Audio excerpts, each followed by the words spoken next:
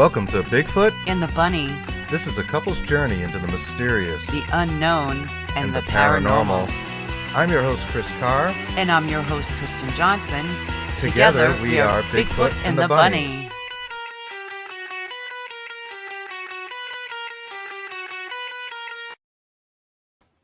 Hello. We are Bigfoot and the Bunny, and I'm one of the hosts, Chris Carr. And I am Kristen Johnson. The other host. I am. Happy Saturday. Hope you guys are doing good.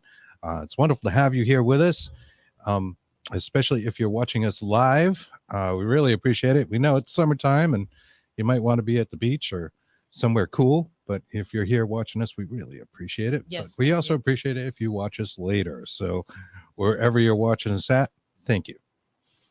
We have a great show for you guys this week. I think we're going to get right to things. We didn't have a lot prepared for an introduction.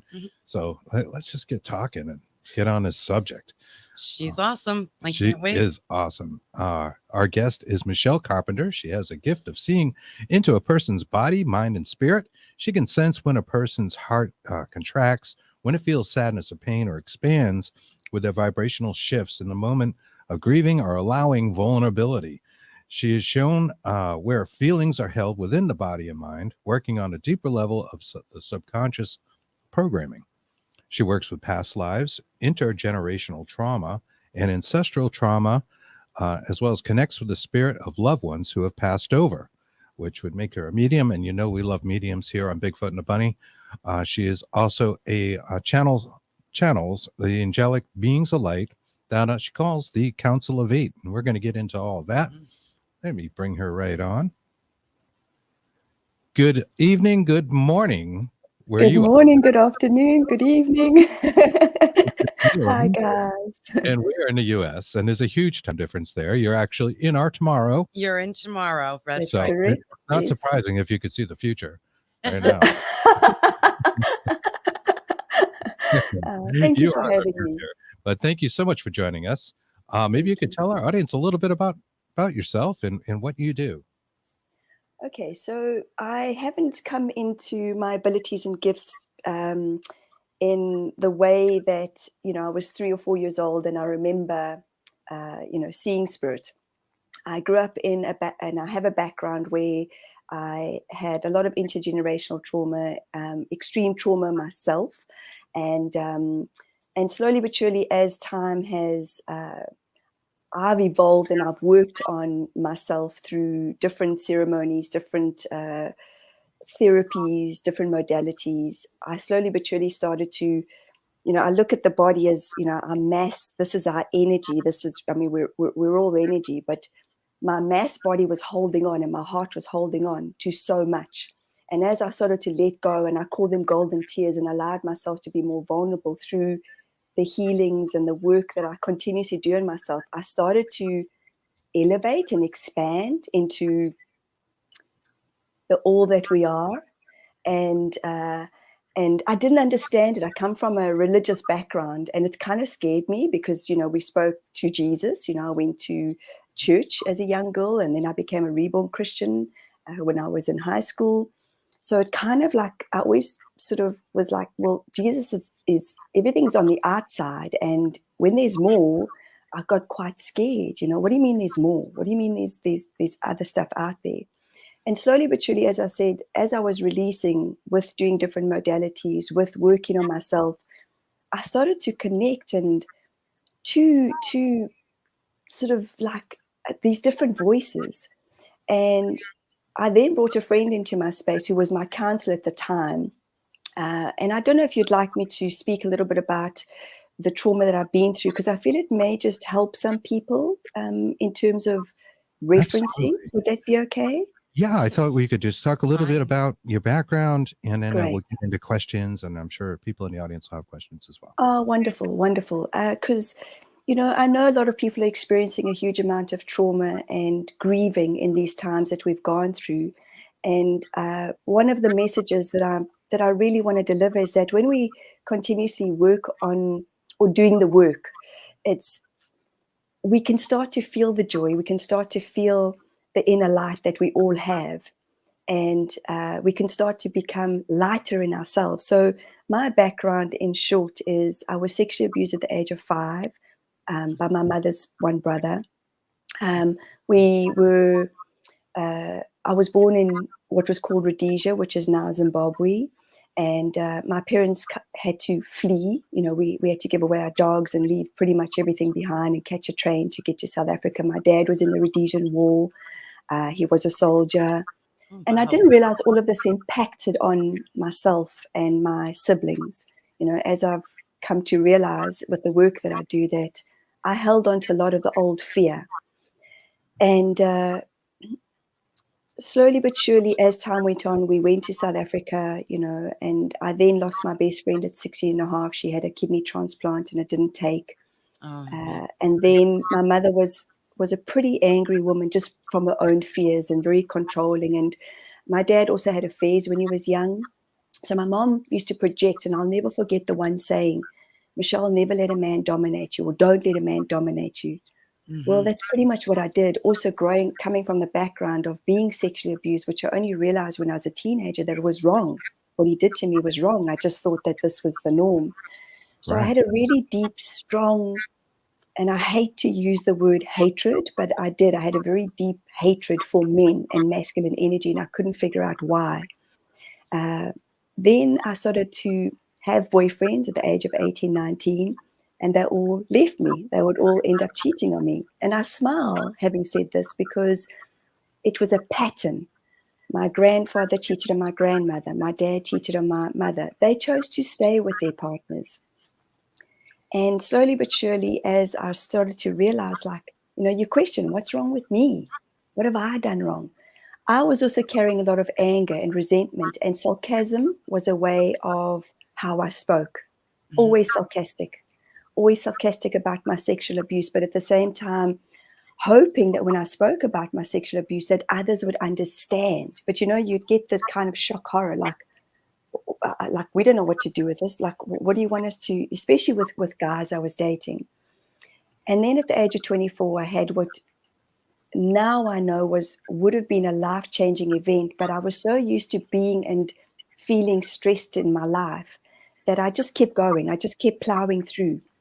And I was working as a sales rep, and I knocked over and killed a young girl. She misjudged my car coming across the road, and she ran across the road. And I had, sorry, Chris, do you want to?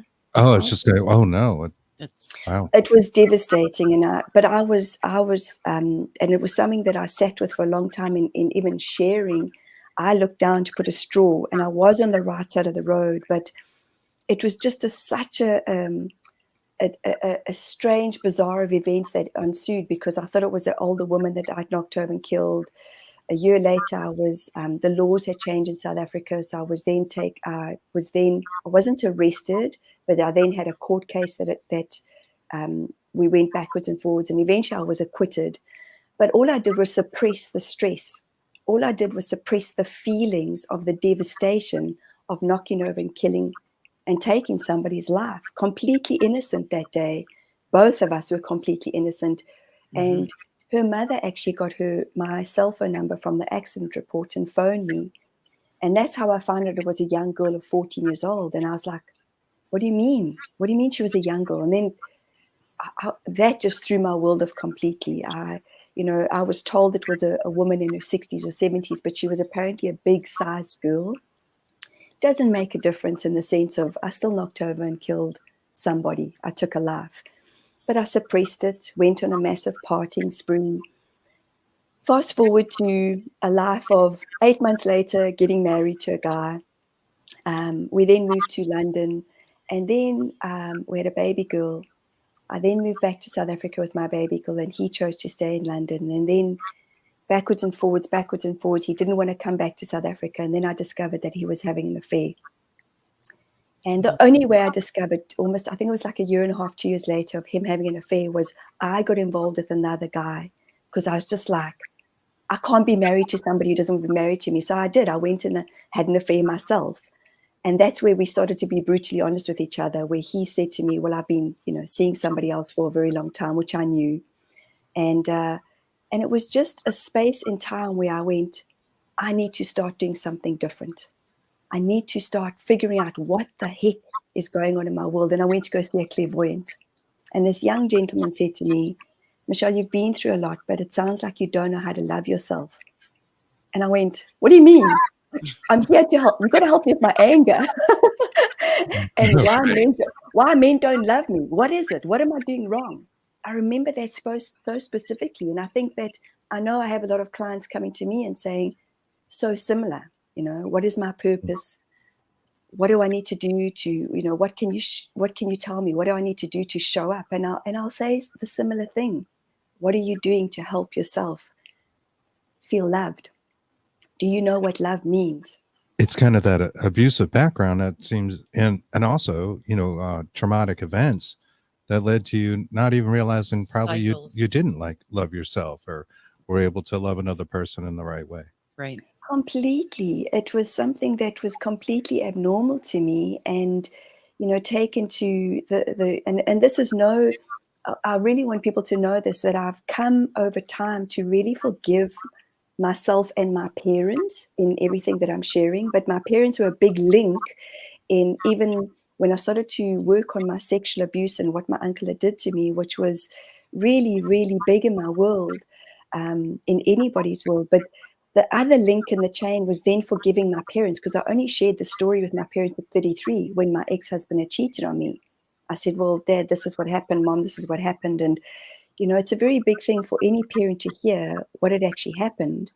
And, I came to realize where I got my sarcasm from, because my dad sort of, denial is a great thing to be in. And he sort of made a sarcastic comment about it, because I think it was just too hard for him to hear it, because my uncle was very attached and closely intertwined in my family, Christmases, birthdays, that kind of thing. Oh, sure. And, I'm sure he felt guilty, and it must have been, he needed some sort of, deflection to deal with it himself.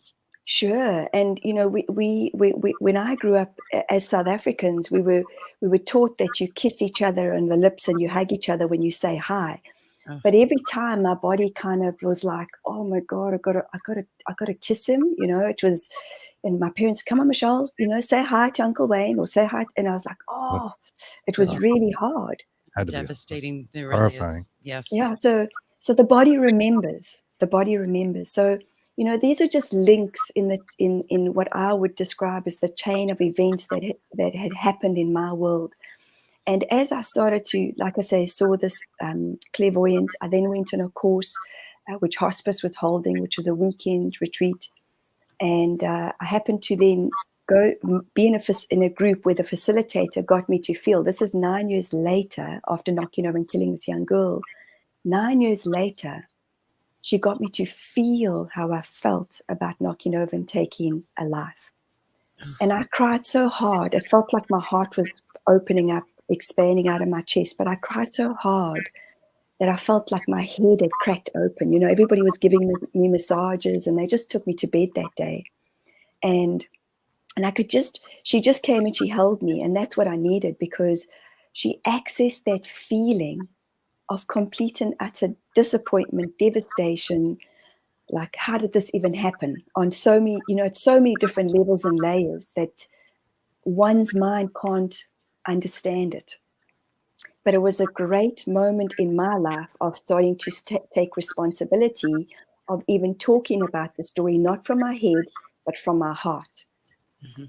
Right. And slowly but surely, then I started working on myself. I then went and did a counseling skills course for hospice. I became a part-time hospice caregiver in Johannesburg.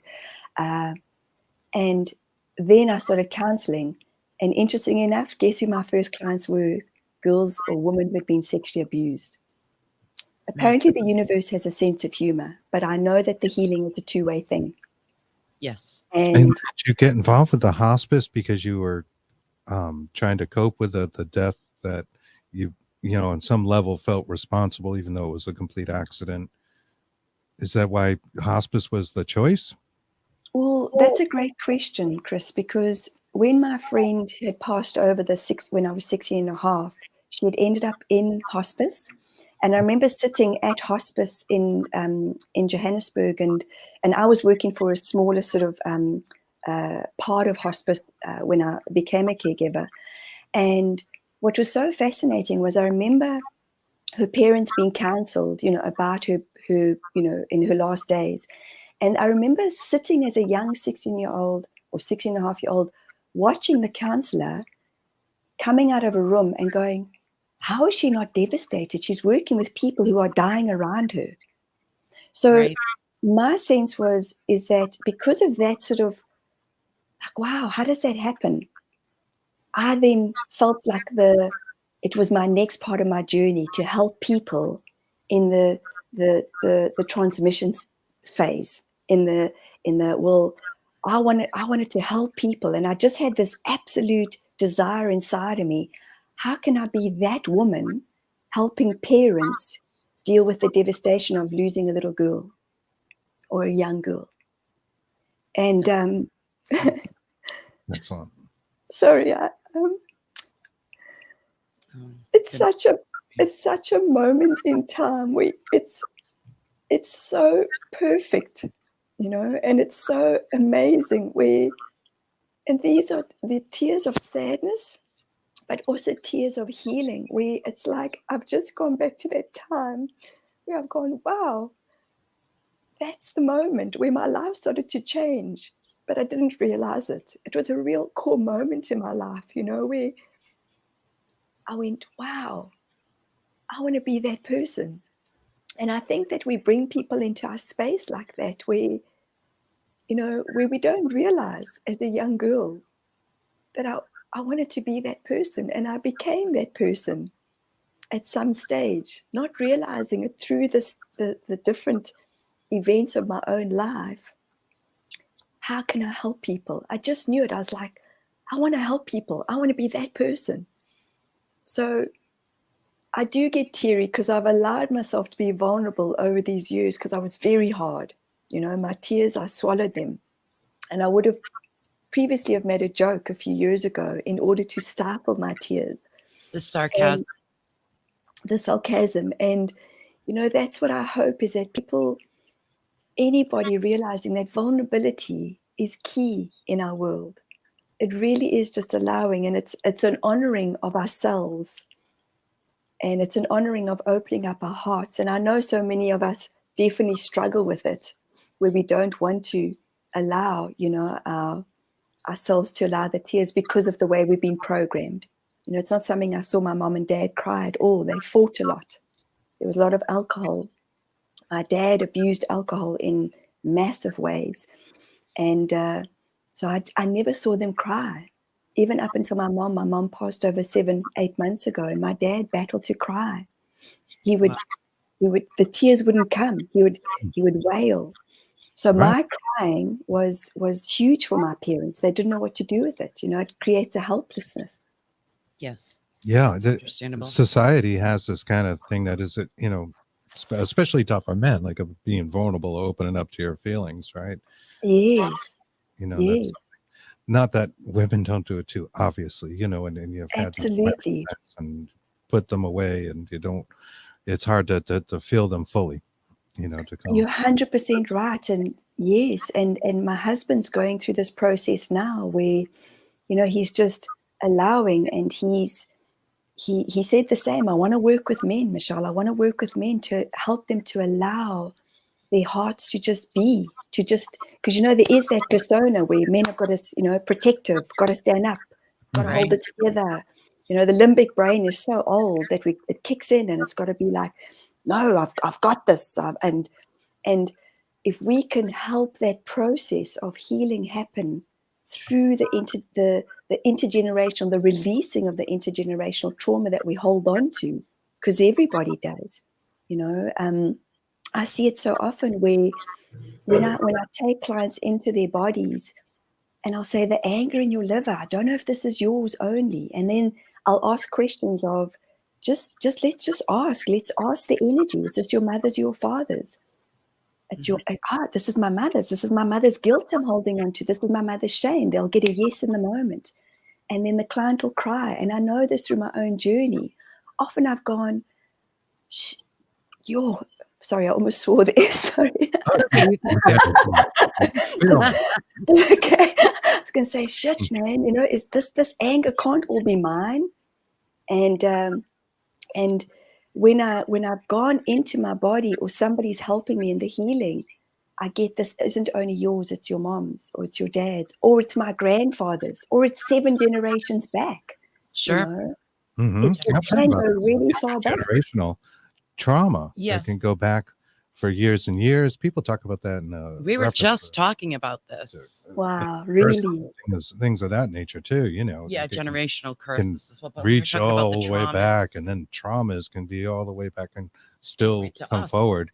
You know, a little like that Vincent Price movie. We were talking about Vincent Price movies. We love We've been on a kick lately watching the older movies, and it was Haunted Palace, and it was like 150 years later, everybody comes back, and then they're in the same scenario of there's a evil person, but that's completely unrelated. So sorry. Yeah. no, but it's A little diversion, but there it is. So you saw this clairvoyant, and she helped you face these things, and then how do you go from that to helping other people as far as in a metaphysical way? The Council of 8 we definitely want to talk about. Yes, please. Yeah. So what happened was, when I started counseling, I then started to feel and hear different spirit come through, like different souls. And one client that I had, that it was so you have those moments where the change starts to happen, where you start to realize, or I started to realize, like, I'm more than this. I'm sensing more. I'm seeing more than just doing the talk therapy. And I got shown this little baby in a white dress. And I said to her, and I didn't know this at the time, I said to her, have you lost a baby? And she went, what do you mean? How do you know this? And I said, I'm being shown a little baby with a white dress. And she said, yes, Michelle, I had a stillbirth. Oh, goodness. Wow. And that was the dress she was in. I mean, it was, I got to see the little baby, the color of her hair and everything. And I was like, whoa, there's more than this. And then, like I say, there was this friend who was my counselor, and she was very much into metaphysical, and she introduced me to Louise Hay, Wayne Dyer, and I used to drive her mad, the good old CD days, the CDs in the cars. And and I was a sales rep, so I used to listen to a lot of the CDs, and I'd always phone my friend Vicky, and I'd be like, Wayne Dyer says this and this and this, and I don't understand it. And she'd like say, okay, Michelle, just calm down. This is what he means. And like sometimes 5-10 times a day, Wayne Dyer says this and Louise Hay says this. And I'm always so grateful to those two people, including my friend Vicky, who just really got me onto this knowing of that there's more. But the conscious mind kicks in. So that's what happened. My conscious mind it was my default. It was my default. Plus the programmings and conditions of being a reborn Christian. There can't be more. This is what the Bible says. So that was my default button. And plus my parents, my mom specifically, bless her cotton socks, but she just, she's like, you're speaking to the devil if you're speaking to other people, Michelle. I'm like, okay, mom. So that was also part of the non-acceptance. I just wanted my parents to believe in my abilities and gifts, but I had to keep bringing it back to myself for me to start believing it, despite what anybody says or thinks or believes about me, which I'm still working on because I'm a people pleaser. And I completely understand everything you're saying, because I just went through this transformation a few years back and started to get a hold of my own abilities and grow more and actually see more and feel more. And I just can't. That's absolutely true. I have to fix everybody. I have to fix everything. She is. Oh, yes. I get that. Everyone happy. Yes, I get that. To the point that she's hurting herself in some situations, so she's working on that, and it's helped certainly with the psychic abilities. To the point about Wayne Dyer, my real quick story. I don't know, it's about 15 years ago. I was into reading one of his books, and I think I had an audio book and was driving around a lot, like you mentioned, very similar, listening to it. And it was about manifestation. I forget the title of the book, but it was a wonderful book. And I was trying to get a different job. I was working, but I wanted this way better job. I ended up getting this job I just wasn't qualified for, but they ended up training me, and everything in the book worked wonderfully. So Wayne Dyer, Yeah. rest in peace. Thank Yeah. you. And It helped really yes. kickstart my career. Absolutely. you know, Absolutely. And those are the pioneers that I think in the field of, there was, they were pioneers, and the world was ready to embrace it. But we as humans, I think we like to be stuck. It's just easier when we're sort of, for me, most certainly my resistance, putting up my walls was easier for me because it's what I knew, as opposed to, I now know that my light was always so bright as a young girl, but just based on what I'd gone through, and I was suppressed a lot of the time. We grew up in an era of being told to be quiet, and not find our voices. So to answer your question, Chris, slowly but surely the connection started to happen, and I started to see more and sense more, and my third eye started to open more, and I started to feel more when, I would, let's say, be in a happy space, and all of a sudden somebody would, come into our home, and my body would start to quiver, and I'd be like, whoa, I was fine 2 seconds ago. And then also things would blurt out of my mouth and it could be like really something that was angry. And I think to myself, I wasn't thinking that 2 seconds ago. And I was picking up on people's thoughts, and it still happens, And so I started to open myself up to the fact that there was more. And slowly but surely, through reading different books, through bringing different people into my space, this, Kristen was saying earlier on, the synchronicity started to align. And then I did a channeling workshop with a shaman, and we had to take a photo of somebody who had passed over, and then in the group we would read the energy of the photo. And again, I was starting to develop my abilities because I was always spot on, and you could see people in the whoa, those moments of whoa, but I played small. I like to play small. Mm-hmm. It was easier for me. It was, again, just like, no, really, I don't have that ability. And you were naturally gifted. absolutely. And thank you. And I believe that everybody is born with this knowing. I use the example of nobody, excuse me, when I was in my mother's stomach, told me as a baby how to grow fingernails, how to grow eyes, how to grow ears. We grew from this knowing, from the source, from this divine, from whatever we want to call it, our inner God. And then we come into the world and we just pick up on, the energies of being in the stomach, being in the womb, and then our parents' programmings, belief systems, teachers, anybody that comes into our space. We have those very real feelings. But I know that's why for me it's like, how do we activate everybody's inner light? And it is through the work of releasing the grief, the trauma. Because in releasing the trauma, activating or figuring out what the story is that we're holding on to, we grieve in those moments. So as time has gone on, we then immigrated from South Africa to New Zealand almost 6 years ago. And somehow the universe knew that was going to be a part of my soul knew that it was going to be a part of my growth. I came here and I fell to pieces, guys. I went into a massive depression, and my husband had come here 4.5 months before to get a job to be sponsored into this country. And I went through a lot of extreme trauma. I don't know if you know anything about South Africa, but South Africa has a lot of crime. And we were involved in armed robbery. We had guys in our home. My daughter and dad were in a hijacking, guns held to their heads. Oh my goodness. We were in a shopping center. So I'm just sharing this. We were in a shopping center and 19 guys came in with AK-47s. And when you get a gun put to your head and gone, get down, my daughter was 2. Like, oh my God. The body doesn't know how to release because you're just holding on, fight, flight, fright. Right. Now, a lot of that was happening through everything else in my journey of releasing my old trauma. But I did not know, even doing the therapy work I was doing, that I was suffering from PTSD, and so was my husband. So we came to this country. My husband put his head down, had to get a job in order to get sponsored because that was the choice that we left South Africa. But, it was the unraveling of leaving our family behind, my kids, all the cousins, just everything that we knew to be true. The wealth, we were financially wealthy and well off. We had our own businesses. Ego, we had to go through a few ego deaths, but the grieving was massive for me. We moved into these mountains. Queenstown is beautiful. It's like a little mini Colorado, I believe. And those mountains hold energy, but they help you to heal. You either run like, whoa, this is too much. I crumbled without a doubt with dealing with my own trauma of immigrating.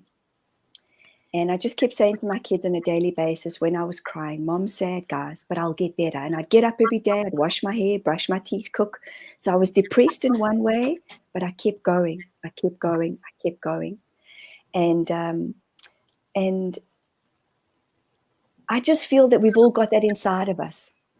Even though we're in the swamps and we're in the mire, we've got that knowing inside of us to keep going, to keep pushing through. And fast forward to, just letting go of so much. And my husband was like, who are you? I don't know who you are. I left this bright, happy, shiny woman, and you came to New Zealand and fell to pieces.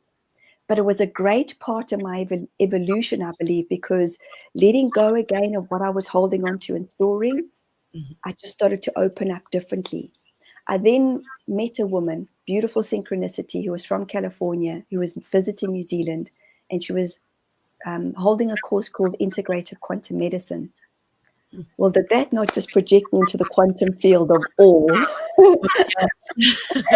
That's when I started learning about past lives, and I facilitated in terms of helping her bring people into her course. And that's where I started opening myself up to a different level. And it's almost like I can't explain it because it was so experiential, but it was massive at the same time. What do you mean there's past lives that happen? Right. Science fiction. And then you get into it a little further and you see results. Yes. You research and help you to grow. 100%. Yes. Yeah. And I was sorry, go ahead. Our friend Anne-Marie Young, she's very into this as well. And she talks about the ego deaths and how many you have to go through in life. And you really do. You have to, people don't understand that. You have to just get through it. You have to cut that off, start again. Yep. And the dark night of the soul, it's a very, very real truth in my understanding and perception. And, but yes, when you experience past lives and you're in a setting where people start to say things and you start to feel the energy where, a story starts to unfold and then your heart starts to go doof, doof, doof, doof, doof. This is real, man. Like I was in that past life with you, and you're in the energy, you're in the field. So are you feeling it on a different level? So you know that it's real because you're getting that. You feel it internally. Yes. For me, it's very much in the feelings. I always, it's even when I went into that the weekend retreat and the counselor helped me to feel about knocking over and killing the young woman. I'd never truly felt it. So often we talk from our heads and our bodies are disconnected in my understanding of the work I do. So it's bringing people into alignment and some trauma is very, very, very intense. When somebody's been raped, they obviously don't want to go into the feeling of how it felt. And of course, because the story replays itself, but it's just allowing our bodies to express. And what I mean by that is I was fortunate enough to obviously be and grow up in South Africa where there's wild animals. Have you ever seen a buck or a lion chase a buck and the buck gets away? Yes. It quivers. It quivers. And then it starts to munch grass again. We don't do that as human beings. We're not taught that. That's right. Yeah. Chris, so story with that. But okay. Sorry. I just Nope. love. Yeah. So please just stop me. I'm actually saying we understand exactly what you're saying because Chris says something similar to that as well. Awesome. Are you talking about the lion the and aliens? No, I'm talking about the lion that's You waiting tell and the gazelle and the gazelle just goes and munches the grass and has no idea. Oh, has no idea that the lion's there waiting. Yes. We use this in reference to the kind of more nefarious things than what we're talking about right It's not now. nefarious, but Yes. It is. Well, you know, it's a my perception understanding because of- I'm sorry, the Yes. human perception is just so small. Mhm. You know what we can actually perceive, and there's so much more going on. You know, I'm sure you believe this than what we see, feel. No, it's just like there's other things we couldn't call them dimensions. We can go into, you know, mathematical theory where the numbers start to add up, that there's all these dimensions and that sort of thing. But it's really just like there's more here with us than we really know. And I 100%. Yes. definitely.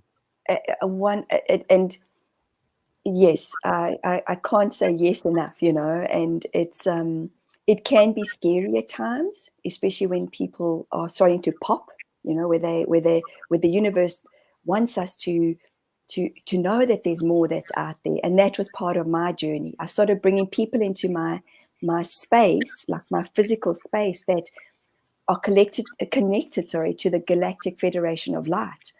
And I could feel me going, whoa. And you know, my friends would start to share stories that, and it was like my mind would go, too much, it's too much. Like my conscious mind, no. What do you mean there's more? What do you mean there's ET? And it's fascinating because my husband, I mean, his mom was out there in the field. She was abducted by aliens in the 60s or 70s. So he's known about this stuff. And, you know, when I was studying IQM, I'd come and get so excited. I'd go, oh my God, I met an ET today. And he'd go, oh, and? What's your point, Michelle? I heard you mention Galactic Federation there. Yeah. And we've definitely had guests on it that have talked about that, and I've read a lot about the Galactic Federation, you call it of light, but I hear those words used a lot. And I am sure there's got to be some percentage of our audience out there that goes, wait a minute, I don't know what that is. You're getting too, like you mentioned, like too heady for me or something, but maybe you could break that down for us a little bit, just maybe for them, and what's your experience with that? So I'm still learning about them, and I'm still learning about what their energy is about. So I could share perhaps like what I've come to experience in the last week or so when a friend hypnotized me. And I feel like I don't have enough information about the Galactic Federation of Light, because it's just like they're out there and I'm still here. And my friend Jill Cole, who's also based in New Zealand, I'd highly recommend you guys sort of chatting to her, because she's part of that team, and her stories are phenomenal. I could speak about the Council of Eight, who perhaps that might, I could speak about them more confidently. Would that be okay? Because Absolutely Wonderful. That's okay, great. That's Okay. it's So going to they transition started, there. yes. So they started talking to me differently to when a client was sitting in front of me and I was connecting with loved ones who had passed over. Because when I, as a medium, you know, I would start to share stuff with the client that the spirit of the loved one passing over was sharing with me, and the client would say, how do you know that stuff? And I'd say, well, your mother or father or grandmother or brother or sister is sharing this with me. And they sometimes come through as the personality of the person, or how they looked. They would show me how they looked, you know, like big bright earrings, or, you know, jewelry that they would make, or knitting or whatever. So when the Council of Eight started to connect with me, it just felt like it was a different energy. It felt like I went into a different zone, a different dimension. And my body, my hands and my body started to quiver differently, as opposed to when I'm with a client that, again, I would be connecting to a loved one who had passed over. And then I started asking, well, who are you? This feels different. And they kept showing me an 8. And I was like, oh, well, yes, of course I love 8. You know, it's the infinity. And they kept saying, we're a council. We're the Council of 8. We're beings of light. We're ascended masters. We've once walked the earth planes. And then they started showing me that they were different energies, in the energies of Gandhi, Mother Mary, Nelson Mandela. And I would get excited. Oh my God, Nelson Mandela, of course, thank you. Coming from South Africa, Princess Sure, right? Diana. Yeah. And I kept again consciously questioning, well, why me? Why are you choosing me? I'm little Michelle. And they kept saying, Michelle, there's work for you to be done. We want to talk through you. And I would say to him, could you keep it simple? And could you keep it easy? And could you keep it light? Because that's what I want to share. That's how I understand. So that's why it's almost like the Galactic Federation of Light is like, whoa, out there. And the information that they, are giving to friends of mine, my head still goes, yo, that's a lot, man. Like how? Having said that, though, this week, because I kept saying to the Council of Eight, show yourselves to me. Like because I'm visual. I want it. Can you just show yourselves? And in this hypnosis session I had this very last week, actually, last week Monday, I started to laugh and I got into their 15th dimension and into their spaceship. And they showed me how they look. They showed me how they're sitting around a table. There's a commander. So I've started to see light codes, and they showed me how their light codes are around on their necks. They've got these big, beautiful, big heads. And they showed me that their spaceship was 400 football fields big. Oh my goodness. And in this session, the Galactic Federation of Light came, and it was so bright. It was almost like I couldn't look. And I kept saying, well, how? And I was just laughing. I was laughing in the session and laughing because the energy is so high. And if we, what am I trying to say? Our vibration as human beings and light is so high, but naturally, being a human, we feel the intensity of so much here on earth because, there's the duality of the negative and the positive, the darkness and the light. Right. So, but naturally, when we open up our hearts and unconditionally feel love, in my understanding and perception of what I'm learning, we want to hug, we want to touch, we want to love, we want to laugh, we want to feel joy. But life can bring us down. Mm-hmm. So the Council of Eight showed themselves to me, and the Galactic Federation ship came, and it was just so massive. And my head's still trying to figure out who they are, So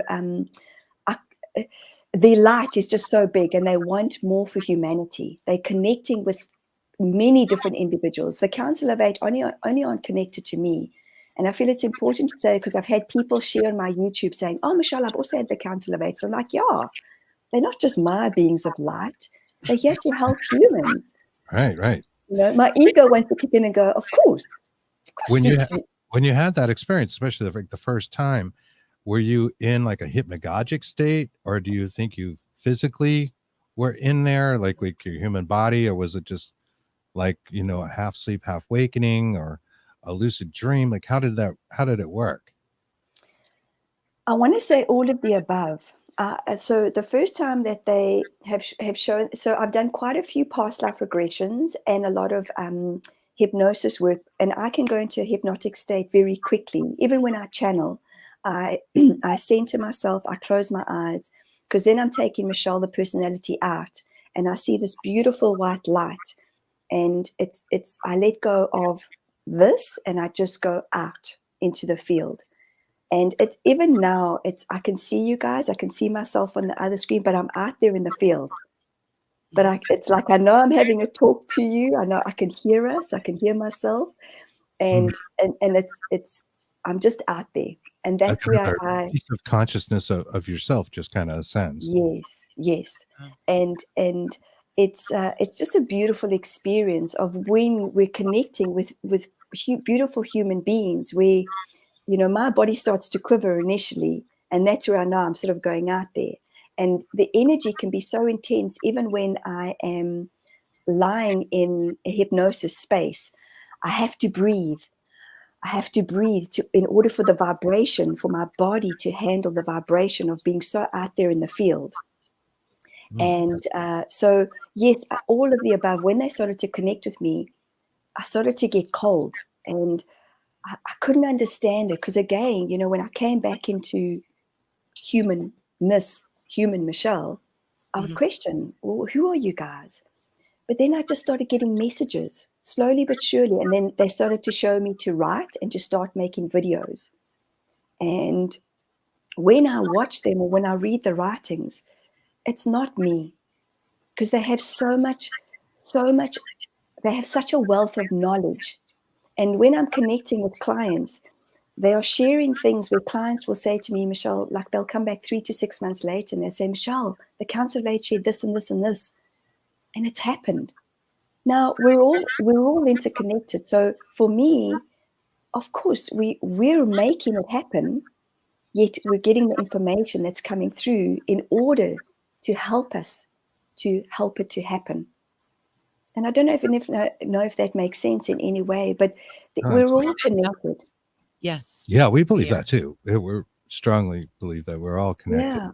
Yeah. This is the way things like I don't know, telepathy occurs. That there's some kind of connection there. Telepathy is something that's been proved over and over through science, and science is still catching up, to what's really happening, and we don't totally understand our reality. The nature of consciousness is a very puzzling subject in and of itself. But I love where you're going with this, and the lifting of the consciousness, and when you're in that front of that Council of Eight, I guess you just feel really good and elated, and without any negativity, just must fall away. 100%. There's nothing, even if I had to say to you on a human level, no cell in my body feels limp, feels unexpressed. There's just no emotions whatsoever. It's just such a high, intense vibration that I can get very chatty afterwards, and I've come to realize this when I come out, when I come out of a hypnotic state, I take a while to ground myself, because I'm like, now I know when I speak light language, I speak it very quickly.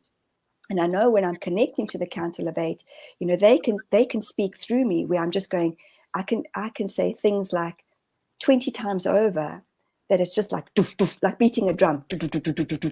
Wow. It's kind of so quick. And whereas if I had to my humanness, that I also connect to elementals. So I whistle a lot in my vibrational healings. And I don't even know how it happens. I've just let it happen. It's because sometimes I'll be walking my dog and my cat, and I'll be like, how come I can't whistle? How come I can't whistle? But as soon as I'm in that space, it just happens organically and naturally. And it's just a different state of being, which is wonderful. And I really truly believe that we've all got that compass, that internal compass, that vault inside of us, that knowing that so many of us are searching for. And I think it's such a wonderful time to be alive, despite these times of massive negativity that we're sensing, but we're uprising from all the negativity to know that there's more, and that we are more as human beings, and we're deserving of more. Most definitely. We definitely agree with you. A lot of our audience does as well. Awesome. Yeah, absolutely. And speaking of that, if our audience wants to try channeling, I know we can help them. We're going to talk about your website and the services you offer in a little bit. But if a person who wants to try to channel themselves and to feel some of this, that maybe isn't as naturally inclined, what kind of steps would you give them? I would, first of all, say movement. Put music on, breath work. Okay, get out of this conscious mind. Not like a love song or just movement. Breathe. I do a lot of breath work. Rock and roll. That's it. Breathe. Get it. We like heavy metal, so we do. Kristen's Yeah, and that's what I do. I honestly got the Godsmack going, and I've got Slipknot going. Awesome. All these bands, Yeah, and but that's what I do to gets get into my state, a higher elevated state. So you recommend that, listening to I would recommend that. Okay, then breathe, then sitting yourself down, taking a few big breaths, and even have a pen and paper and say, who am I? And then just wait. Just wait. Who am I? And even if you keep writing, who am I? Who am I? Who am I? Who am I? And then wait. And then slowly but surely, there's a connection that happens. And even if you start questioning yourself, again, get up and say, I'm not believing this. Not believing this shit. Get out your body. Yeah. Come on. Michelle says this comes easily.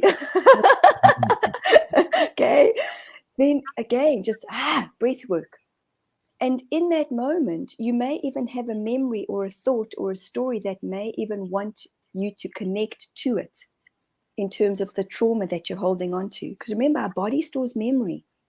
Every single cell has a memory, and we've got trillions of cells. They do. That's been proven. Yeah. Yeah. So it's sitting down, because then I would say to a person, access the frustration, because there's a feeling there. Every time we have a feeling of frustration, irritation, anger, resentment, there's a feeling that our body's holding on to. Well, how can they do it, but I can't? Well, you're going outside of yourself. So bring yourself back. I'm irritated. I'm frustrated. Okay. And then slowly again, come into that space. Okay. Breathe. Alrighty. Who am I? And then just wait, because you will start to slow down in the moment. And as you start to slow down, even if somebody has cards, ask the cards, what is my energy telling me? And then slowly but surely, as you shuffle the cards, okay, help me, guide me. Who am I talking to? But it's the conscious mind that is so strong, in my opinion, that kicks in, that doesn't want us to believe that there is more. So again, it's that bypassing, that default system that we go to, because it's easier to go into lack than to know that there is more. Lack for me is a frequency, it's a vibration. Yes. And it's a thought process. So it's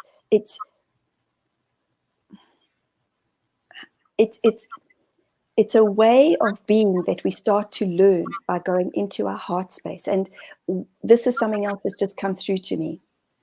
Sit and hold your heart and just feel your heart beating when you're calming down. And as your heart is beating, go into a space of gratitude. Thank you, thank you, thank you. Thank you for being alive. Thank you, body, for allowing me this. And as you start to connect into that beat, you will start to connect to the beat of yourself outside there. It's a different way of being. And some of us might call it trance-like. Even as I'm slowing down, I'm starting to hear the messages come through of great question. How can I help? How can I teach people this? And for me, it's very much, if you're holding on in terms of, remember, this is excitement vibration frequency, but anxiety frequency too. It's the same in the body, in my opinion. We attach to it, whichever it may be. Shake, let the body unquiver. And when we allow that unquivering or the quivering, it's then bringing ourselves into a space of calmness, which I don't think a lot of us know how to do that, to be honest. I most certainly am still learning it. I'm still learning to just be into a space of like, okay, how does it feel? And it's a teaching. It's a real teaching. It's like literally getting up in the morning, wiping your eyes, having a few stretches. I wanted to say, scratching your nuts. Yep. Sorry. We love But it's a habit. It's like it's a teaching every morning. What are we going to do differently? I know meditation, a lot of people turn to meditation, but when we've got a frequency of anxiety running through us, it can be so challenging. Everybody's got anxiety, and obviously there's a huge market in just learn how to relax. I mean, you look at massage therapy, yoga, all these Reiki, different things. Hey, I got to take a vacation. All these things are all really trying to get people to the moment that you're describing in a state of total calm. And it depends what's going on in your day. It depends what's going on in your week. If I've had an incredibly busy week and I You know, I'm a mom, a wife, you know, I've got animals. It's sometimes I've got to bring myself back. And this is where I come into my therapy room and I just like, and then I'll play some music. I personally love to let my heart feel, in the sense of either laughing or crying. Not good, not bad. It's just like I'll come and I might play a song where I want to connect to my mom or remind me of my mom. And, you know, I think that this is where a lot of times there's an assumption, in my opinion, of bridging the gap between being a medium who's connecting, but also Michelle, who's the human being, who's a daughter who lost a mom, who wasn't able to be there for her when she passed over. So for me, that's where sometimes I go, I see her, I sense her, I talk to her, but Michelle, the daughter, misses her. The physical, emotional little girl misses her terribly, despite our journey together. My parents were my biggest teachers in helping me to learn forgiveness. And so you see how it's so interconnected into the different emotions. And as we release those emotions, those feelings, those very real feelings that we hold on to, we connect more and more and more. And then you have people who are born with a gift. We all are. I just had a lot of chaos going on in my world, so I didn't know that I had it. And that's why I love to help people walk with them on their journey, not fix them, not heal them, walk with them on their journey of self-healing and self-love and activating the inner light. I have to imagine somebody using the techniques you were describing about getting into the music and then sitting there and ask, who am I? Or you could also write, you know, what is the answer to this thing that's bothering you, or something like that, and try to get those kind of connections. When you do talk to spirit, and you know it's a discarnate spirit, is the imagery presented to you like that? Is that imagery, or do you hear the words, or do you see symbols? How does it work for you? It's imagery, and they talk to me. And what happens is, let's say, for instance, as an example, they may say to the client sitting in front of me on Zoom or in my therapy room, I'm really sorry for the way I treated you, as an example, as a young kid. And I'm able to then connect into the stomach will contract of the client. Then I know that's a very real feeling and experience, that what spirit is saying, there's a connection that needs a healing in that moment for the client that's sitting in front of me, because it's an unconscious feeling that I pick up on. And they will share with me something, you know, a watch. There's a watch that I wanted you to have that's an heirloom. And again, you know, we want to get everything. We want to get all the information. And I know I was like that when I've been for different readings or whatever. But when I re-listen to the replay, there's so much information that I didn't understand in the moment. Mm-hmm. So that's why I'd highly recommend to anybody, whether they want to connect with me or anybody that they're having a reading with, ask to record it. Ask if they do record, because I feel there's so much information that comes through that sometimes only 6 months later, the integration happens where you go, that's what they meant. But Sure. you know, when we're in the conscious space or the conscious mind, we may have knee-jerk reactions, especially when there wasn't a good relationship in the physical world between mother and daughter or mother and son or whatever. You know, they don't want to hear that spirit wants to forgive them or please forgive me. What do you mean? Like, I don't want to hear that. They were arsehole. Their mind will just start going off in some direction. Yes. Meanwhile, yes. you're feeding them information from that spirit. And recording is wonderful. That's what's so great about technology today. You know, somebody in the US or Canada or the UK, we've got somebody out there from the UK today. Natalie. Hi, Natalie. Can connect with you and have a Zoom chat, record it right through Zoom, you know, easily. It's phenomenal and it's wonderful. And often I get asked, like, how do I connect on Zoom? Well, once I'm connected into your field and to your energy and your body, the connection is here. It's right here, right now. And, you know, but again, consciously, we're not taught to be open to everything. Because again, we want to shut down and we want to put up the resistance. And that's where, when I feel into a person's heart center, you know, for me, when the contraction happens, it's so subtle in the moment, but that's where the sadness has been held. And when it starts to expand, I can feel the person's vibration start to lift. And slowly but surely, for me, you know, when people are angry, I was an angry young woman. I was an angry adult, it was my natural go-to knee-jerk reaction. I'm still working with healing my knees because my knees I always had that knee-jerk reaction from all the stuff that I've gone through, endured, processed. It's not good or bad. It just is. And slowly but surely, as I'm working through it, it's kind of like the realization of like, oh, wow. There was a lot of good, but there was a lot of bad. But underneath the anger, there was a lot of sadness in my world. And that's what I hope that anybody who's listening is that they realize is that anger might be the go-to with somebody, even somebody who has chronic PTSD. Every time they're on, there's a reaction. The limbic brain kicks in, fight, flight, fright. And there might be a projection in that moment of a narcissistic behavior or a volatility or whatever. I know it's not ideal. Ego wants to survive. Right. And it's a defense. You get defensive. It's a defense mechanism. Yes. Absolutely. Yes. I agree. Yes. Yeah. And I always take a person back to the inner child, the little person. What happened in their world? And I'll get shown, I've been shown you were 2 years old. And they say, Michelle, I don't remember when I was 2. I say, it's okay. Let's just connect. Bring that little 2-year-old into your heart. And as soon as they do, I just feel the difference. And because then the sadness comes. Because often we're not taught to think about the little 1-year-old or 2-year-old or 3-year-old, and or the 4-year-old or the 10-year-old. There's the story that sometimes we don't even have to connect to. It's just connecting into the energy of the little person who felt so alone. It's connecting to the little person who perhaps felt helpless because they heard their parents fighting on the outside. So it's easier to be in contraction. It's easier to hold as opposed to let go. And that's what happens. The body unwinds as soon as we let go. Mm-hmm. Fascinating. Awesome. Do a lot of your clients have, say, non-typical things like maybe not parents, but we'll say, ufological or paranormal experiences as children that causes them trauma later in their lives?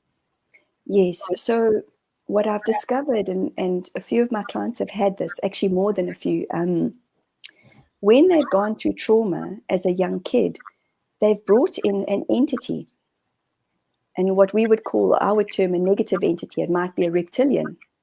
And then they kind of hard throughout their life. They have that anger throughout their life, and they can't understand, or they disassociate, or they push people away. And as an adult, they've brought it in. And then it's where they might create an addiction of drinking, smoking. Again, it's so multi-level because they might have had parents who are alcoholics, drug addicts, addicted to drama. I was addicted to drama. Oh, no. Oh, goodness. Hold on, folks. She got a little stuck. Michelle is coming to us from New Zealand. Yes. And I'm not sure if she can hear us. It is possible. Right now would probably be a good time to show you her website, which is www.michellecarpenter.co.nz. Oh, okay. Okay. Show your website. No problem. I'm just bringing up your website. How are you doing? Can you hear us now? I can hear you. Oh, there we go. The connection's back. It is. Boy, I think we hit on a hot topic there. I'm going to take that off. We'll show that again in a little bit. And we lost our internet. What happens if there's no trauma in the child's life? They're very well loved and everything, but there was, I guess, trauma in the house before they moved in.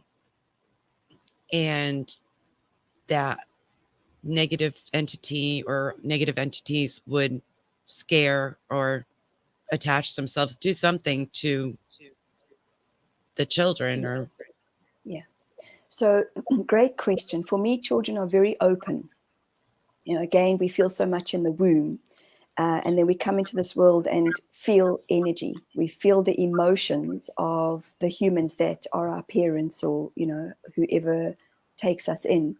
And so in that space of being open, and the conscious mind is still developing as a baby or a little person, they could bring different entities in.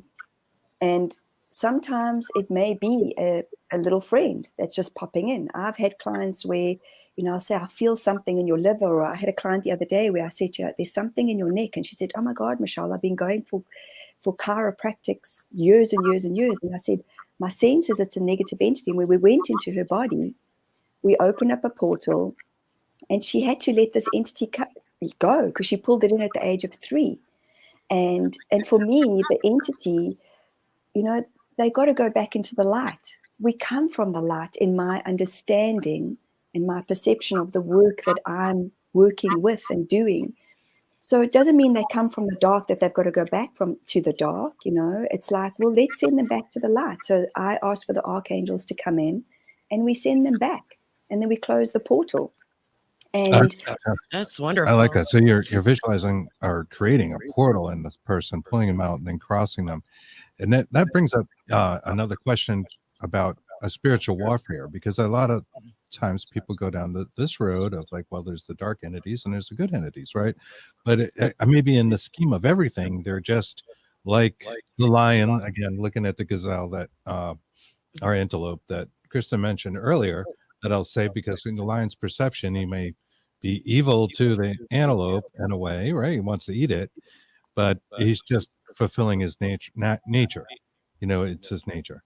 For sure. Do you think that's the same thing with something like a reptilian, or what some people toss around, the D word, the dreaded D word, demon?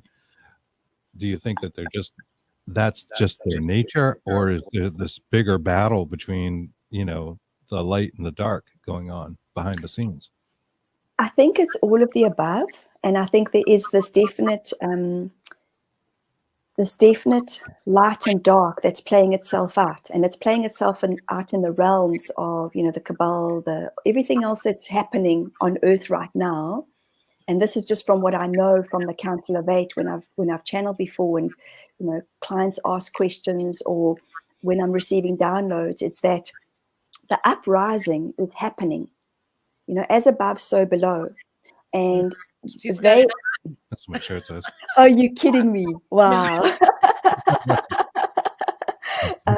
You can't see it, but that is what it says. No, amazing. And it's how we attach into it, and I know that I had one attached to me last weekend, because and I didn't realize, but my thoughts just started getting so negative.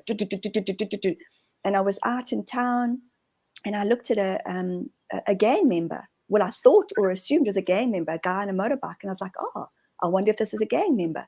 And the next, I started feeling nauseous that day. My thoughts were terrible. And I kept thinking, whoa, what's going on, man? I was in such a high vibe space. And what have I brought in? And then my friend who I showed you, who built this beautiful crystal and mechanical activator. You guys got to see this soon. Yeah. Okay. So he popped in, and he said to me, well, Michelle, you've pulled a negative entity in. And I was like, oh, that makes sense. And I could just feel, I felt heavy, and that's what they do. And I was eating a lot, and but I was nauseous, and I was just feeling off kilter. It was just weird. How did you prove that? Just on your own? How do you? Yes, we work together, but I muscle test. So I've got the 2 O-rings, or like kinesiologists will, have you been to a kinesiologist? They use your body to muscle test. I muscle test with 2 O-rings, or you'll see some people use their fingers, they get a yes and a no. And I just ask questions. I sit and I go into a real safe space, and I ask if I was psychically attacked. And if I get a yes, I just clear the energy. Breathe it out, breathe it out, breathe it out. Okay, then I break through, and then I ask, and then I clear it. And this is what we're taught in IQM. And I think that's what we don't realize, is that we have the power. I was saying earlier on how we all have the light. We're activated. We have that compass, that inner light inside of us. But we're powerful human beings. So it's just like, okay, dude, thanks for coming in. But no, you're not freeloading here. It's kind of like hanging on your tree, like, woo, I'm going to swing on your tree right now, Chris. It's like, no, dude, you're not welcome. Yeah, off you go, but thank you, but no thank you. So we did a clearing together, and my friend reminded me that when we are of the light and our vibration is very high, that's when we create those beautiful synchronicities, and they happen. I don't know about you guys, but I'm realizing that I have to be so consciously aware of my thoughts. I'm still working with my unconscious feelings, being a little girl, being a teenager. That's a continuous process. But if I think a negative thought about something or somebody, or create a drama, like I said earlier on, that's my go-to.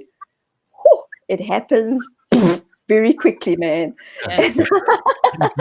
that same negative vibration. Totally great. I relate to everything you're saying. Yeah, we both right do. now. And our questions about the Awesome. childhood thing is because we both had haunted childhoods, and I think that it affected our lives throughout our lives. And we also noticed with our guests, and we've talked to literally hundreds of people on our shows, and it's almost all of them that are involved in some way have had some weird ufological or paranormal, should be like shadow people, things like that, or like alien visitations when they were young. It's somewhere around probably 97-98%. At least when we've asked. I'm sure some people we didn't always ask, but we always ask now. And I know you mentioned you had stuff in your childhood as well. So yes, I remember the paralysis. Did you guys ever have that, where there was so much fear, like and I always remember being in the dark, and I couldn't wake up. I couldn't find my voice. Like something was chasing me. I saw the old hag. I'm sure you've heard of old hag syndrome. Yes. That's when you're in that sleep paralysis state, and there's this kind of archetype of a crone that petrifies you. Some people just call them sleep paralysis demons. I think Emery Young likes that term. But I actually saw the crone, and I wasn't aware of the phenomenon. It was a long time ago, and then found out later that is also seen by people for hundreds of years, and it's documented thousands of years. I don't know why. It is like she is real or something, and there's more to it than just the feeling of paralysis because your body hasn't woken up yet, and the chemical reactions that are associated with it. There's more. There can be more to it, in fed experiences as well. So I know those things are related. If I don't mind, do you see anything around Kristen and I hate to put you on the spot like this, but with just not a real session, because I feel like we need to book a session. So would you be okay with that, Kristen? I feel it's important to ask you if you don't mind. No, this is fine, thank you. We just don't like to put the guests on the No, I don't mind at all. So okay. All right, would you like I have complete honesty and openness. Is that okay to just share what I'm receiving right now? So when I feel into your energy and your space around your heart and throat, there's a real connection of still holding back. And I've been shown that this is past life. This is Kristen. Okay. Sorry, you Kristen, are you okay for me to do you first? That's fine. Is that okay? Yes. Okay. So I feel around your throat area, you still have a lot of old energy that needs to be released, and it's very connected into your sacral. Your sacral. It's like your bones of your. I keep feeling like there's a brittleness, and I speak in symbolisms, but the brittleness has got to do with your mom. I'm being shown your mom's energy, and there's a connection that it's brittle, or it was brittle, or there's so as a little girl, I feel like you kind of like were always on, like, okay, what's next coming? Like, it's okay, I'm gonna smile, I'm gonna be happy, because when I'm happy, then maybe I'll be liked more. And I can feel this in your stomach as this information is coming through, because there's like a contraction, but I'm feeling it in your head. And I'm just keep asking this is definitely Kristen, so that because you're very connected, the two of you, you're very interconnected. And but I can feel there's a vibration of stuff going on in your jaw, and you're a runner, meaning that when stuff, like, this is just what's sitting in the unconscious of you. Like when it gets intense, it's like, whew, got to get out of here. Whew, Yep. too much. I'm gonna out. run. It's usually what I say. That's her phrase. I'm Yes. out. That's what I'm Yes.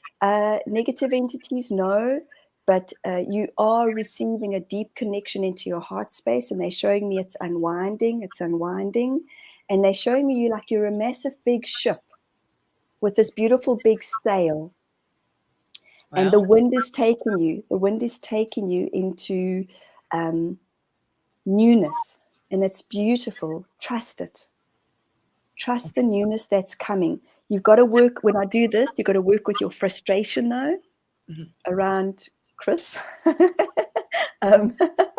There's something around. This is perfect. You're spot on. Okay, so it's like there's a disconnect that happens sometimes, and this is where I'm being shown right now that this is information that I'm not going to divulge to your audience because it's too personal. But it's into your jaw. So this is just how I feel into the vibration of your expansion. So what they want to say to you is stop stomping your feet and having a pity party. Okay. Come on. And open up more. Open up more.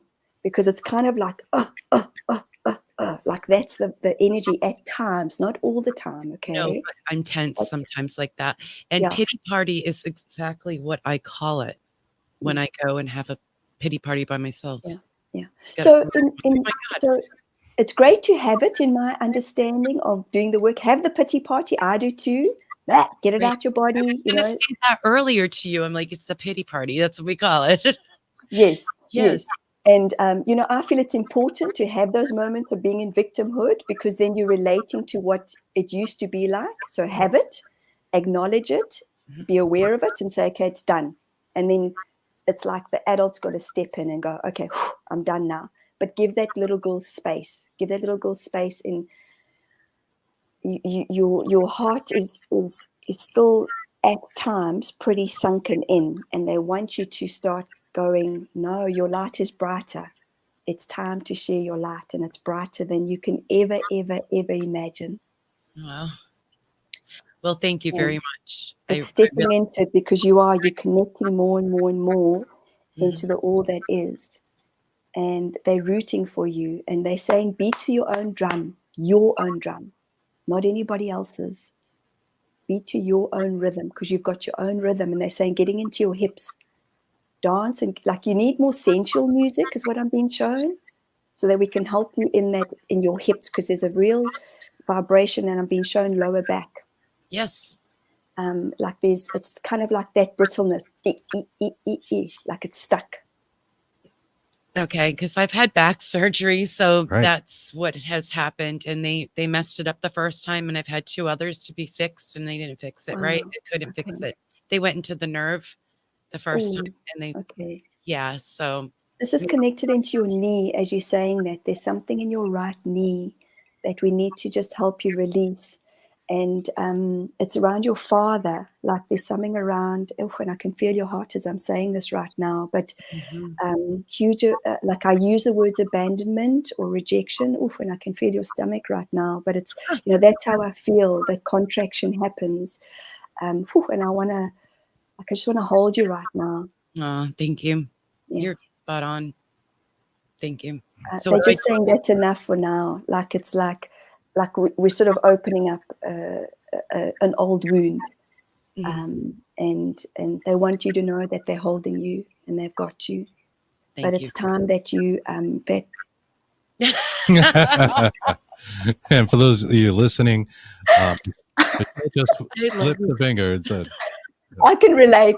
You, man, what do you mean? I don't have my shit together. Thank you so much from my heart, really. My pleasure, my honor. Chris, would you like me to connect with you? Sure. Okay.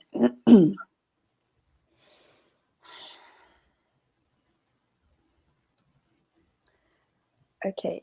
They're showing me that you're highly evolved, okay, that you've come into this world, and it's like you still put your walls up. You put your walls up and your resistance, but they want you to know that your soul is wanting more for you. And it's kind of like this, but as your soul is wanting more for you, you get so frustrated with people because it's like, why aren't you getting it, people? Why aren't you getting it? Come on, it's time to wake up. And they're saying that you are so gentle in who you are. And in this involving, as well as the evolving, they're showing me there's a bit of a gape, there's a bit of an open wound as well that is starting to heal. And this has got to do with real deep-seated trauma that you are either not wanting to share just yet, or too scared to share, or it's quite open. And I can feel this around your sacral area, like just above your pubic bone. They're saying that you are highly, highly, highly creative, and your skill set is more than you can ever imagine. So as you're opening up your third eye, stop doubting yourself. Just stop, because the world is waiting for your magic. It's different. It's different to Kristen's. It's like different. And they're saying that it's time for you to introduce more color into your life, like more happiness, more vibration, more joy. And it's very interconnected into your root chakra as well. So what they're showing me, as a little boy, you were very soft, very gentle, very kind, very loving, but it was suppressed. It was suppressed. It was suppressed. And if I may share, because I know you shared with me that you had hurt yourself yesterday. So can I bring that into what Sure, I'm... absolutely, yeah. Okay. I've had a lot of body pains lately. I think it's arthritis, but okay, it's like I feel it in your spine, like your lower, like roundabout. I'm being shown your sort of T12, like your T11, T12, and then going into your lower lumbar and into your knees, but it's the energy stuck in the back of your neck here. And I've just been shown pressure, like you've had so much pressure your whole entire life. And I can feel this in your heart right now. Like that's what I want to do, is just help you to breathe and also just help you to navigate, because I feel it also in your diaphragm. So the arthritis is old anger that I'm being shown right now, and it's connected to father lineage, but mother not feeling loved by, like you weren't understood because you were so soft and so gentle. Do you have siblings? Like I'm being shown something to do with a brother or an older sibling. Younger from second marriage. So Okay. I have siblings. And okay. Two of them. So this has got to do with your the energy I'm feeling, the intensity of the arthritis, because it's kind of like this. It's like stuck. It's stuck in your veins. It's stuck in your, I don't know why. I do know why, but your bile, like your gallbladder, your liver. It's like, oh damn it, and it's like we want to unleash that to help your lower back, because the fall yesterday was a it really was a it's an old pressure. It's an old pressure of this suppression. Like if you look at my face, like I overexpress to show the intensity of what you're holding on to. And it's not all yours. They want you to know it's not all yours. It's connected to biological dad, biological mom. Like that's what I'm being shown. There's something to do with either the word I'm being shown is you feel like you've been fostered, like abandoned so many times, like, nah, I might as well just have landed up in a foster home because you people don't really give a shit. But it's just an old feeling. So I'm expressing it. They want you to know the way I'm expressing it is the old feeling of that the sadness. It's deep sadness, man. Like I express it as anger, but it's like I said to you early on, it's deep sadness, and I can feel this in your stomach. Like your indigestion is like it doesn't know what to do. It's kind of like ping pong ball, you know, the old ping pong, ding ding ding ding ding ding ding. Yeah, that's how the energy's sort of going in your stomach, and I keep getting like either you maybe had lower pains when you were a kid, or you had they're saying that you were so driven to be masculine and dominated to be masculine in the suppressive energy that you're actually not that person. You're so gentle and so kind, and you're here to help humans tap into that gentleness and that kindness, because you know, all souls are equal and all souls are gentle, but you're evolving, and you have a very strong connection to Egypt, and I'm getting Ireland, Scottish descent, but there's a connection. It's kind of like you're connected to elementals. That's why you resonate with nature so much. Like nature's just so you, man. Like you, and the elementals want to talk to you. They want to talk to you, but we need to help you. Just, and I'm saying we need. Sorry, that's wrong of me to say that. They're like, it's kind of like that old frustration that's been held in your sacral, your root chakra needs to be unveiled. It needs to be released. So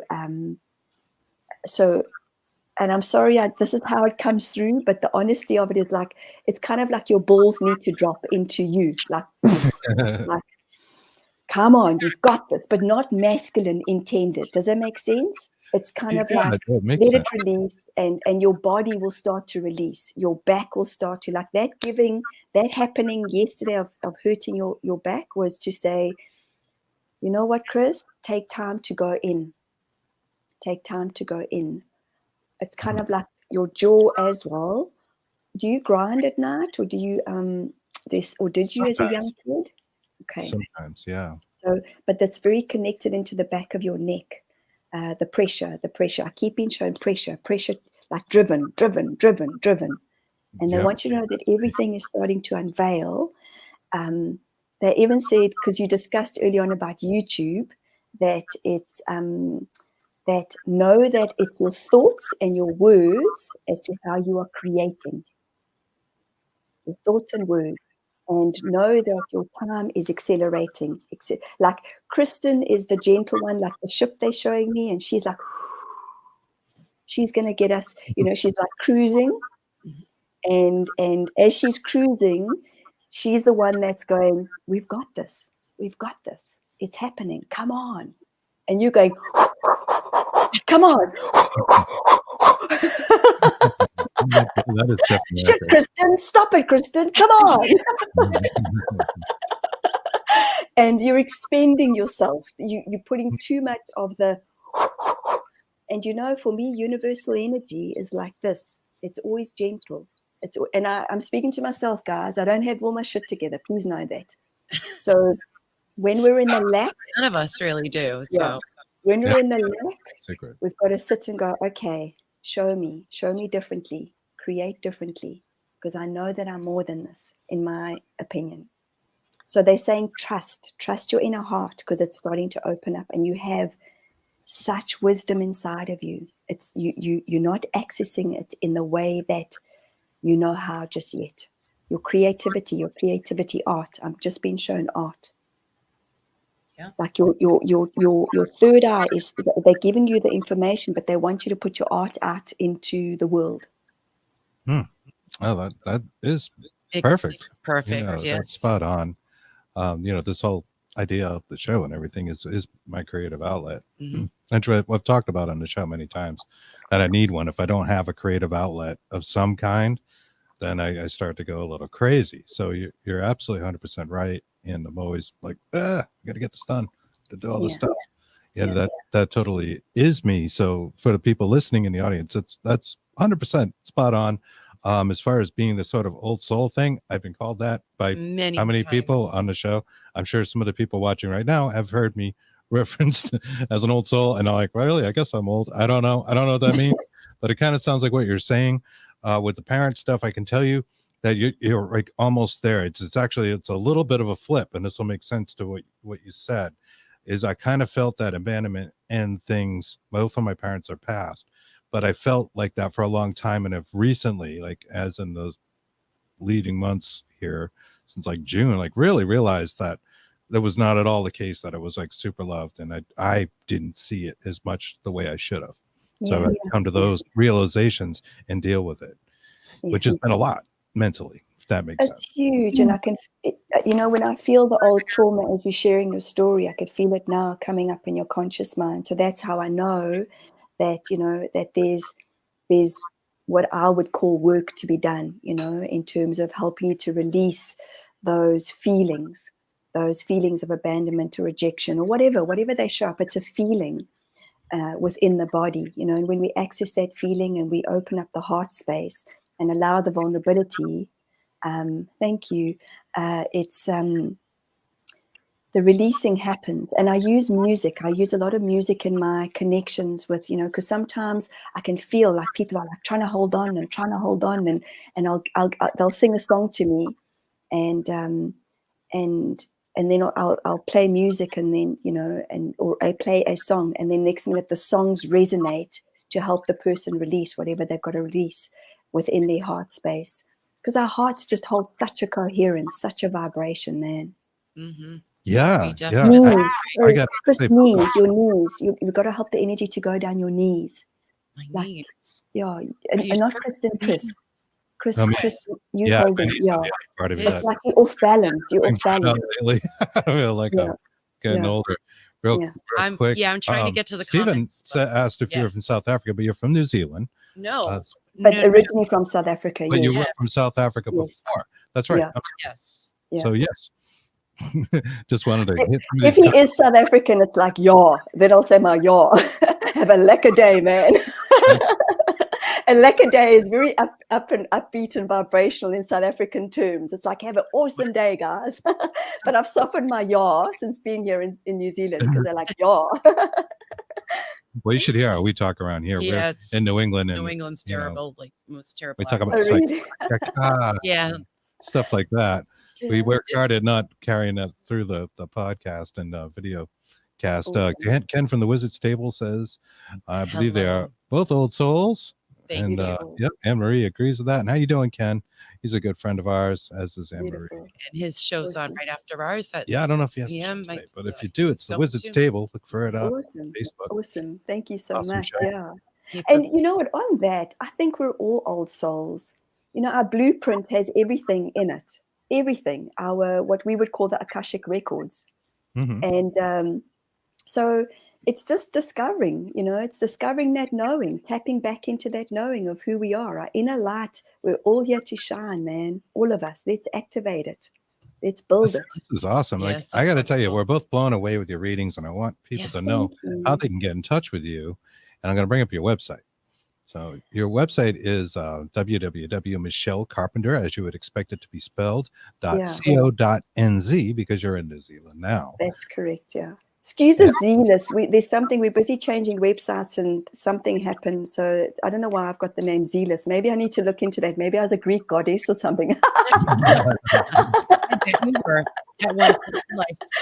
Because you are a goddess, girl. My goodness. Oh, thank you. Right back at you, Bunny. And it's a great website. You've got an area for spiritual mediumship, which would be like, I imagine you talk with people's relatives and that sort of thing that have passed or loved ones. Yes. And then there's an area for grief and trauma that we talked about on the show today, to help people deal with that and move past it so they can live better lives. Yeah, and then there's an area with the Council of Eight too. Mm-hmm. People can go and talk to the Council of Eight through you, which are again angels, ascended masters, beings of light who once walked the earth planes. And when we say ascended masters, if that is a new term to you, it is people who have passed on that were just great. I mean, people think like Gandhi would have been like an example of an ascended master. Like she said, Nelson Mandela, like people like that, which is fantastic. And then most of us can't pick up the phone and do that. So hey Nelson, yes. And just to let people know, in one session, all of the above can happen. I've kept it separate in case somebody just wants to obviously connect with a loved one who's passed through. Passed through. That is interesting that I even said that. But it can be in one session, where I might say to a client, the Council of Eight have got some words for you, and I'll close my eyes and then channel them directly. And then in an hour, it's amazing how much releasing can happen in an hour where the grief and trauma is really dealt with, But often I would say to anybody that wants to book a session, I dive deep. And sometimes, I'm not the kind of therapist who goes, unless you're going through some extreme trauma, I'll say, let's book a session next week or the following week. But I'm here to hopefully teach empowerment, not like when they say, Michelle, what do you think? No, what do you want? Sit with it. Let the information process, let your body process. And it might be next week, or it might be the following week, or it might be a month later that somebody wants to book a session or click in again. And I just know that we're all brave, courageous people. And thank you for allowing me to really share and express my journey of trauma and grieving. And the grieving continuously happens on weekly, daily basis sometimes. It's like when we lose our car keys, that's a loss, and it might cause a stress response. We lose our glasses.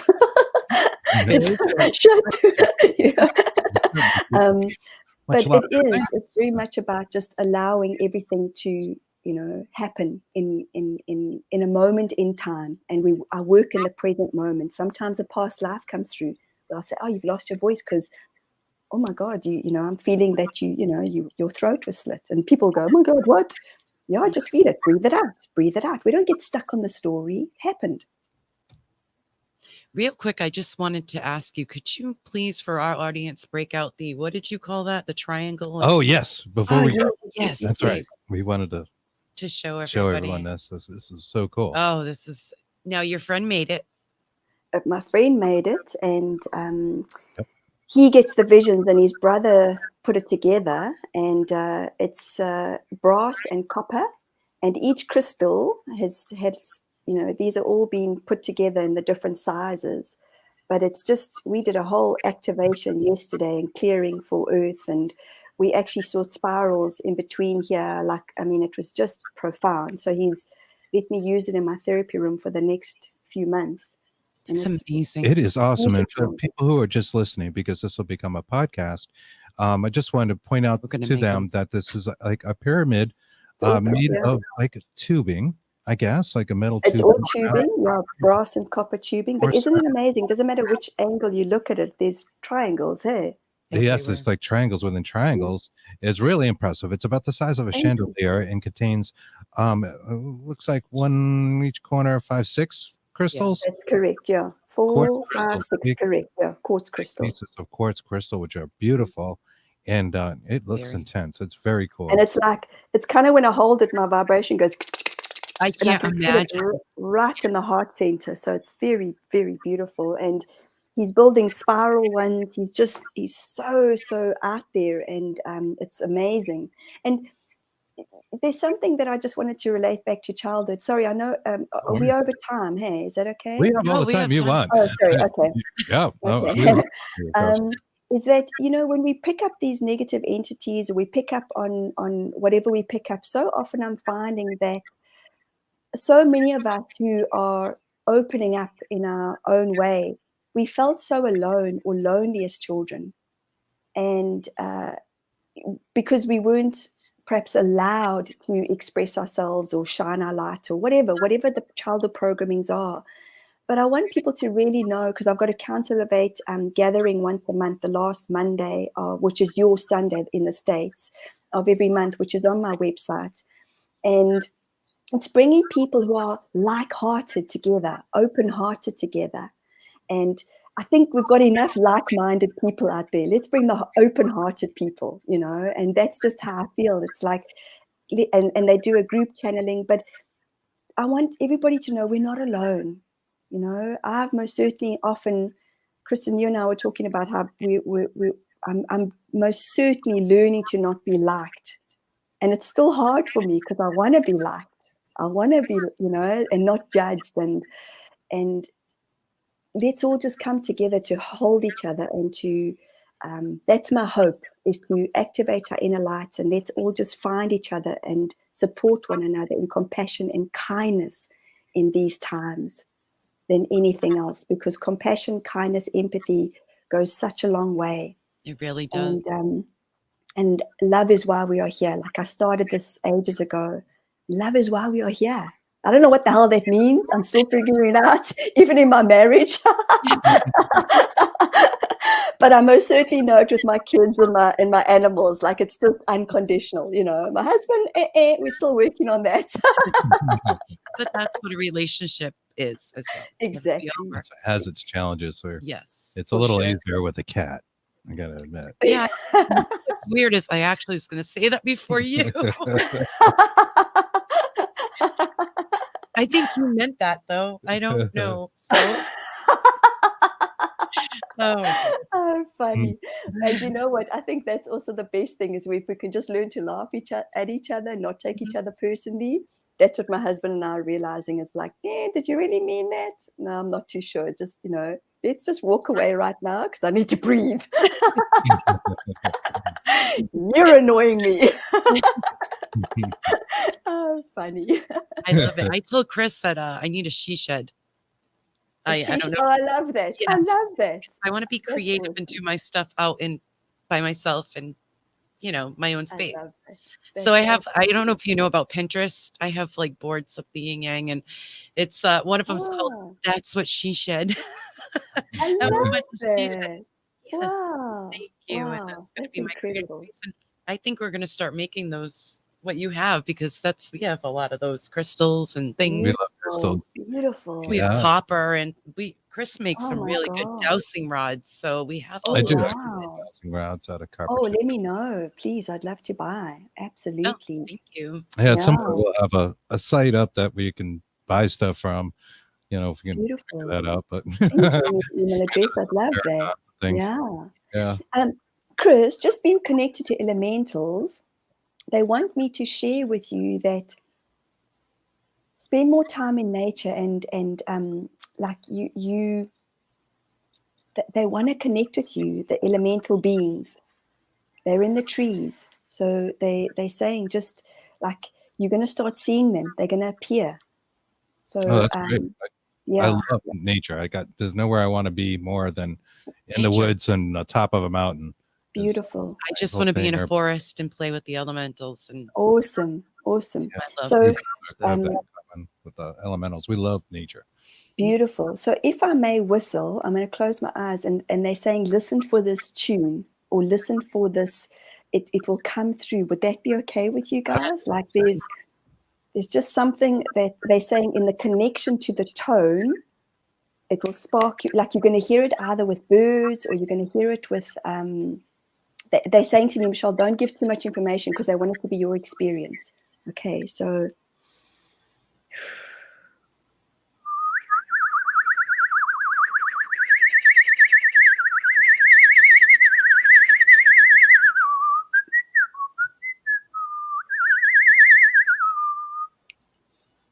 Wow. That was amazing. That was amazing. I love birds too, so I may well hear that. I feed birds. We love the birds. That was absolutely amazing. And you can't whistle like that, like without that them. Came from another dimension. I'm pretty sure. So that happens in a healing sometimes, you know, where I whistle, I chant, and it really is. It's just like I say, when I'm Michelle walking the dog, you know.